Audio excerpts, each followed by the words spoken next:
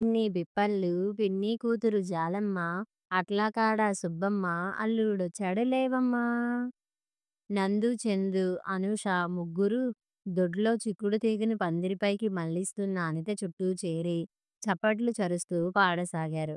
ఒరే గాడిదుల్లారా! ఎవరు నేర్పారురా మీకీ పాట? అని నవ్వుతూ వారి వెంట పడింది అనిత.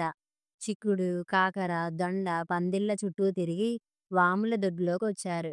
వాముల చుట్టూ పరిగెత్తి అలసిపోయి పిల్లలు ముగ్గురూ కిలకిలా నవ్వుతూ గడ్డివాముపై వెల్లకిలా పడ్డారు. అనిత కూడా నవ్వుతూ వారి పక్కన చేరింది. ఇంకొక 2 గంటల్లో పెండ్లివారు వస్తుంటే నువ్వేమిటే గడ్డివాముల చుట్టూ గంతులేస్తున్నావ్?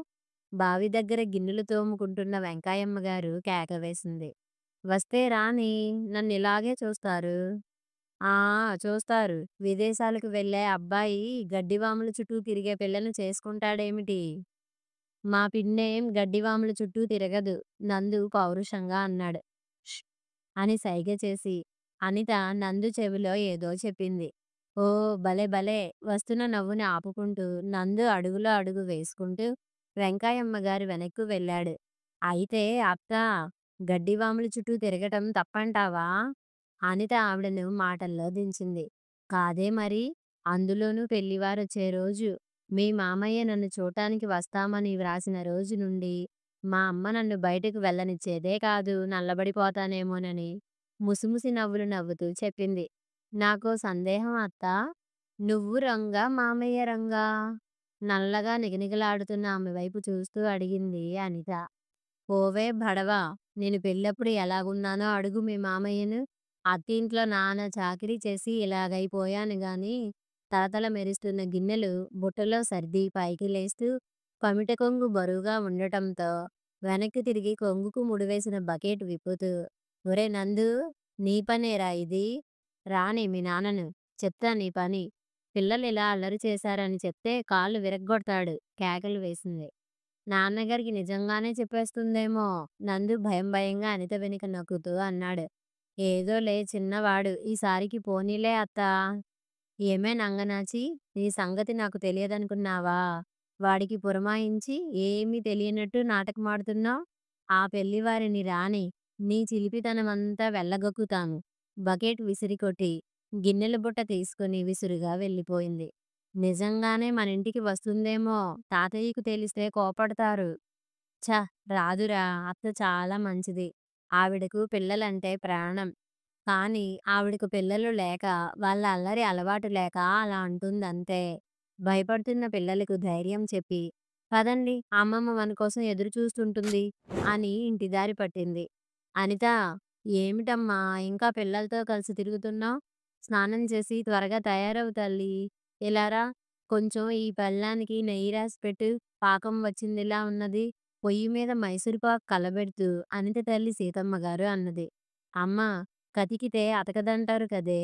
వచ్చిన వారెవరూ ఇవి ముట్టుకోరు కదా. ఇంతలా కష్టపడి చేయటం ఎందుకు?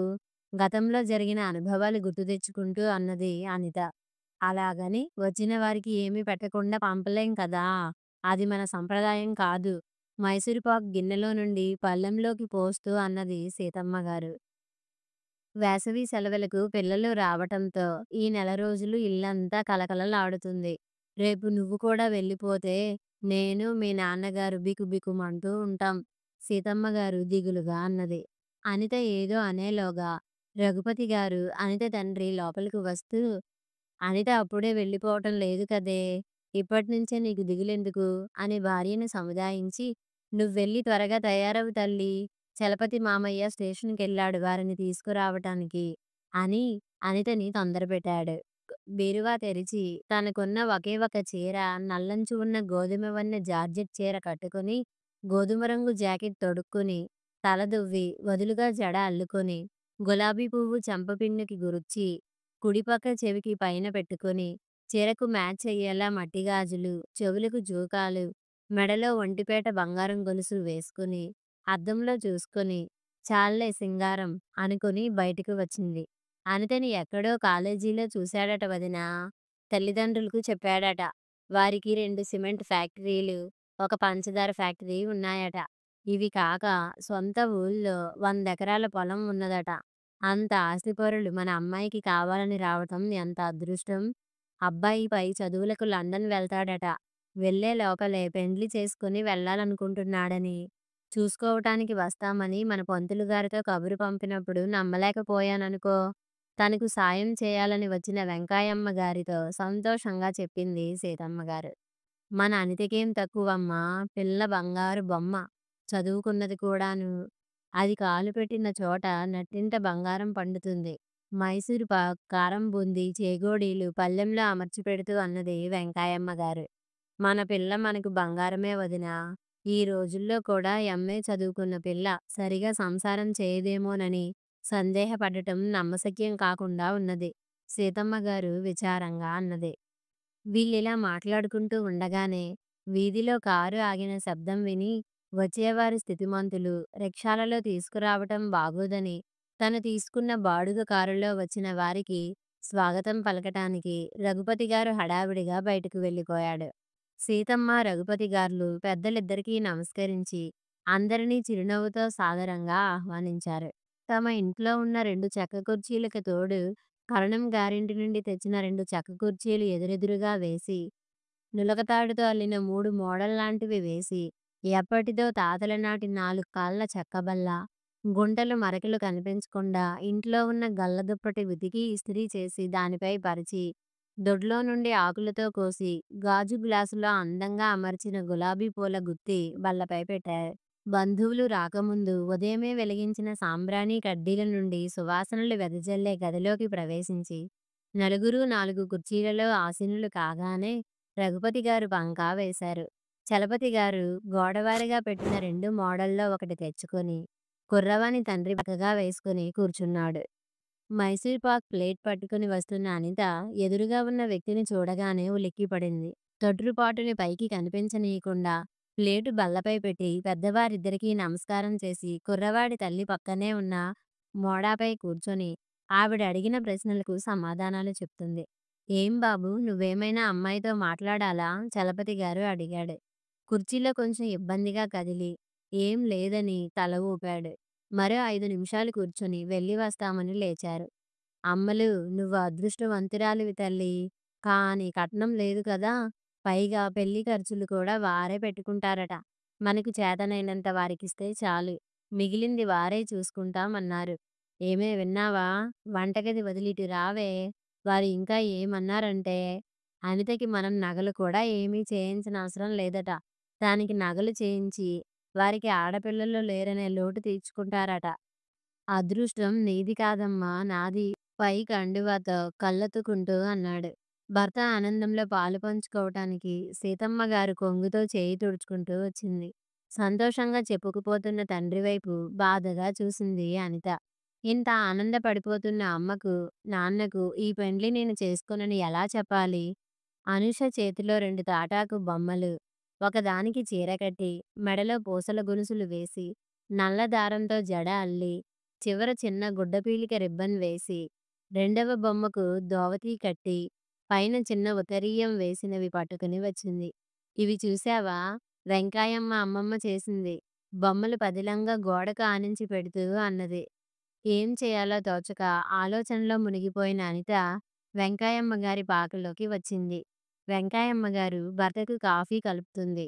అనితను చూసి పెండ్లి కూతురొచ్చింది అన్నది నవ్వుతూ. వెంకాయమ్మ గారి మాటలకు ఏం బదులు చెప్పకుండా పుల్లయ్య గారి మంచం ప్రక్కనే కూర్చున్నది. మాటకు మాట బదులు చెప్పే అనిత పరధ్యానంగా ఏదో ఆలోచిస్తుండటం చూసి, ఏమ్మా, పెండ్లి కుమారుడు నచ్చాడా? మాకు పప్పన్నం ఎప్పుడు పెడతావు? పుల్లయ్య గారు అడిగాడు. సమాధానంగా తలెత్తి ఆయన కళ్ళల్లోకి ఒకసారి చూసి తల దించుకొని ప్రక్కనే ఉన్న తాటాకులను ముక్కలు చేస్తూ కూర్చున్నది.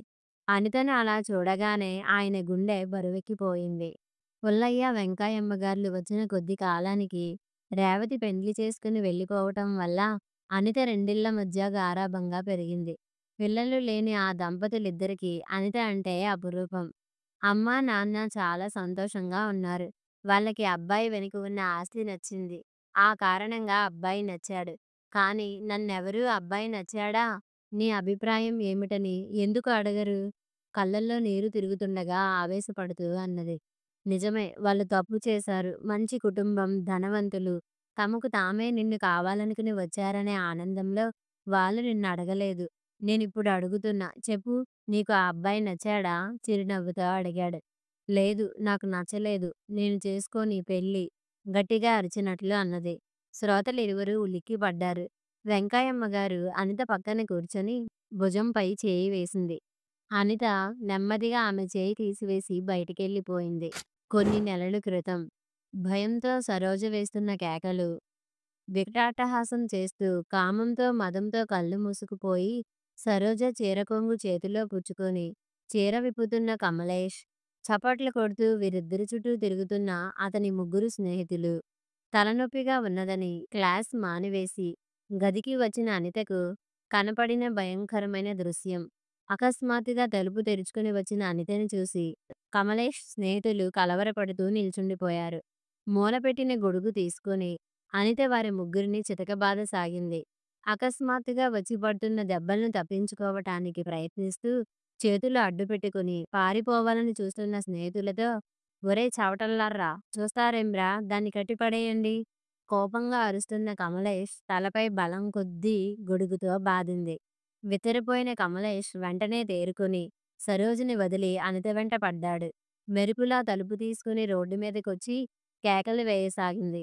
గలాటా విన్న ఇరుగు పొరుగు వారు చుట్టూ పోగై నలుగురిని చితక్కొట్టి మళ్ళీ ఈ వీధిలో కనిపిస్తే చంపేస్తామని బెదిరించటంతో వారి కారు సంగతి కూడా మరిచి కాళ్లకు బుద్ధి చెప్పారు.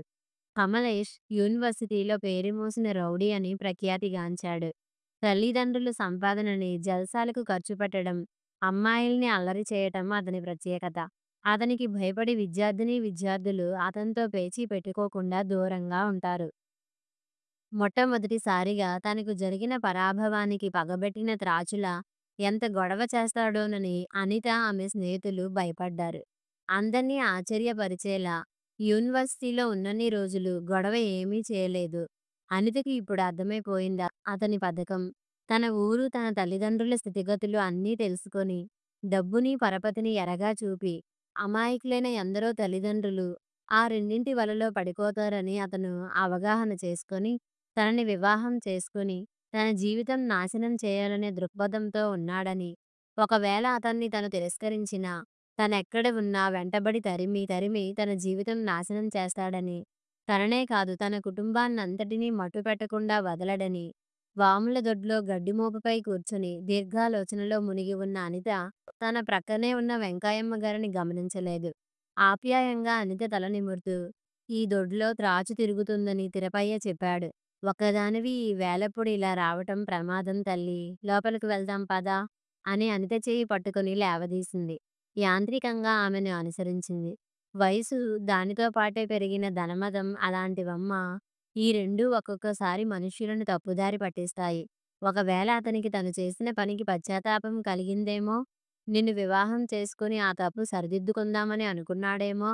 నందుతో చెప్పి నా కొంగుకి బకెట్ ముడి వేయించావు చూడు, అలాంటి చిలిపితనమే అనుకోమ్మా. అనిత చెప్పిందంతా విని వెంకాయమ్మగారు నచ్చచెప్పే ధోరణిలో అన్నది. అత్తా, ఏం మాట్లాడుతున్నావ్?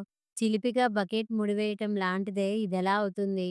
ఒక నిస్సహాయురాలైన యువతి జీవితం నాశనం చేయటానికి ప్రయత్నించాడు. సరోజ అదృష్టం వల్ల నేను ఆ సమయంలో అనుకోకుండా గదికి వెళ్ళాను. నువ్వు నాకు చిన్నతనం నుండి తెలుసు. నేను అల్లరి చేయటం, నువ్వు గదమాయించటం ఎన్నోసార్లు జరిగింది. మనిరువురి మధ్య ఉన్న సంబంధం అనురాగంతో, ఆప్యాయతతో నిండి ఉన్నది. దయచేసి ఈ రెంటికి ముడిపెట్టకు. అతని కళ్ళల్లో కసి తప్ప పశ్చాత్తాప సూచనలేవీ కనిపించలేదు. తప్పు చేసిన వాడి చేతిలోనే నలిగిపోవాల్సిందేనా? స్త్రీ జీవితం ఇంతలా దిగజారిపోయిందా?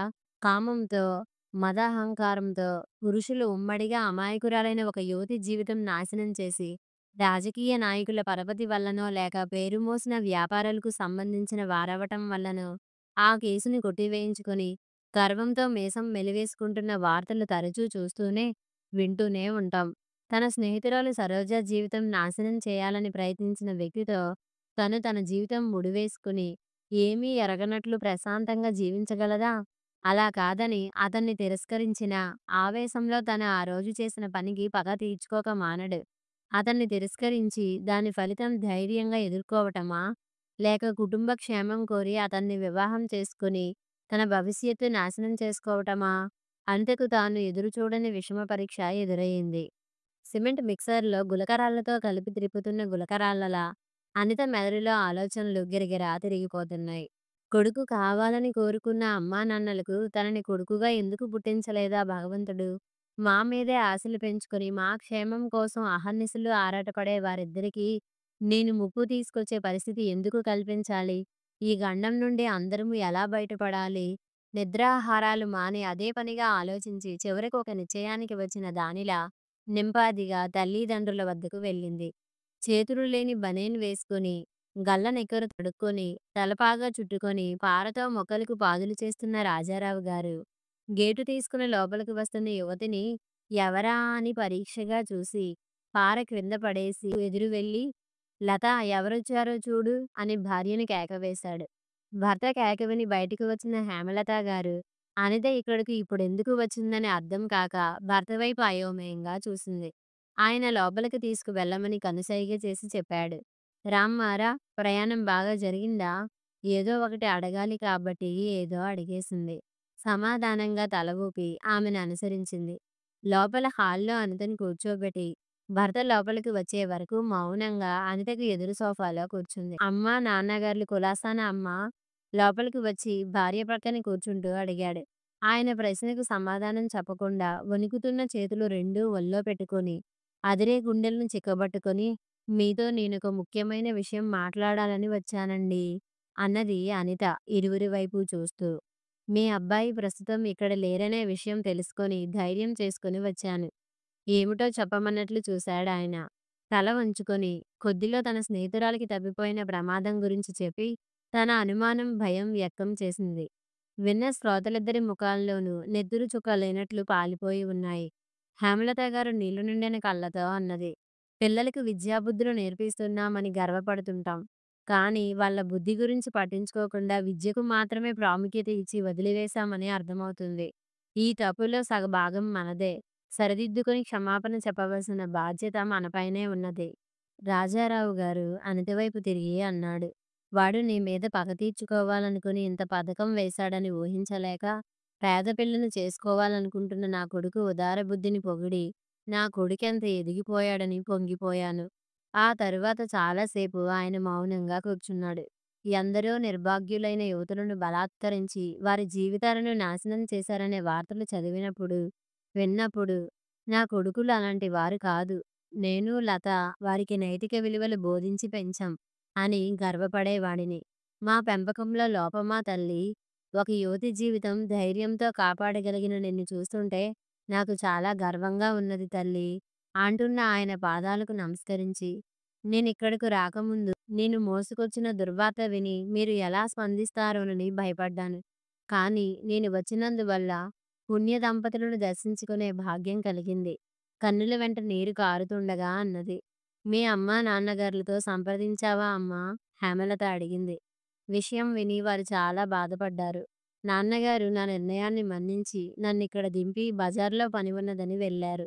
మీ మనస్సులను నొప్పించినందుకు క్షమించండి అన్నది అనిత హ్యాండ్ బ్యాగ్ తీసుకొని బయలుదేరుతూ. తన స్నేహితురాలి ఊరు, పేరు, ఆమె అడ్రస్‌తో పాటు తాము అద్దెకు ఉన్నవారి ఇంటి అడ్రస్ కూడా తమ చేతుల్లో పెట్టి, మీకు పూర్తి నమ్మకం కలగాలంటే వీళ్ళని అడిగి నిజానిజాలు తెలుసుకోవచ్చు అని చెప్పి, గుండెల్లో రగులుతున్న బరువును దించివేసుకొని నింపాదిగా నడిచి వెళ్తున్న అనితను బరువెక్కిన హృదయాలతో దిగులుగా చూస్తూ నిల్చుండిపోయారు దంపతులిరువరు. ఈ కథ మనకు కొన్ని ప్రశ్నలను మిగులుస్తుంది. ఆడపిల్లల ఆత్మగౌరవం, వారికి నచ్చిన జీవితాన్ని ఎంచుకునే స్వేచ్ఛ ఎంతవరకు ఉంది? అనిత చూపిన తెగువ నేటి సమాజానికి ఒక స్ఫూర్తి. కథ సమాప్తం.